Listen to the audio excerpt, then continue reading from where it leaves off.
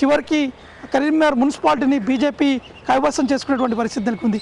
ఇదంతా ఒక ఎత్తు అయితే బండి సంజయ్ ఇప్పుడు బల్దియా ఎన్నికలపై ఫోకస్ పెట్టేటువంటి అవకాశం కనిపిస్తున్నాయి.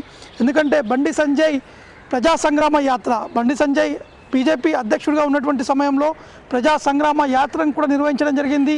ఆ యాత్ర అన్ని గ్రామాల్లో కూడా నిర్వహిస్తూ యువతని బూస్టప్ చేస్తూ బీజేపీని రాష్ట్రంలో తీసుకెళ్లాలనే ప్రయత్నం కూడా చేపట్టినటువంటి పరిణామంలో ఇటీవల జరిగినటువంటి కరీంనగర్ మున్సిపాలిటీ ఎన్నికల నేపథ్యంలో అదే జోష్లో బల్దియా ఎన్నికల్లో బీజేపీ గెలిచి తీరేటువంటి విధంగా వ్యూహాలు కూడా రచిస్తున్నట్టు కూడా తెలుస్తుంది.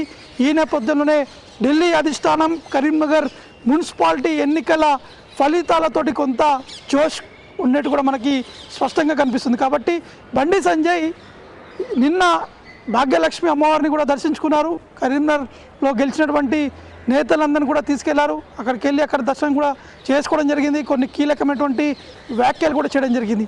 అమ్మవారి దయతోటి ప్రజా సంగ్రామ యాత్రని నిర్వహించాను, ఖచ్చితంగా తెలంగాణలో బీజేపీ జెండా ఎగరబోతుంది, అతి త్వరలోనే ఖచ్చితంగా బీజేపీ ముందుకు వస్తుందని చెప్పేసి కూడా బండి సంజయ్ కొన్ని కీలకమైనటువంటి వ్యాఖ్యలు కూడా చేయడం జరిగింది. దాంతోపాటు కాంగ్రెస్ పార్టీలో ఉన్నటువంటి ఎమ్మెల్యేల మధ్య జరుగుతున్నటువంటి పోరు ఇది మధ్యలోనే ఆగిపోయేటువంటి అవకాశాలు ఉన్నాయి.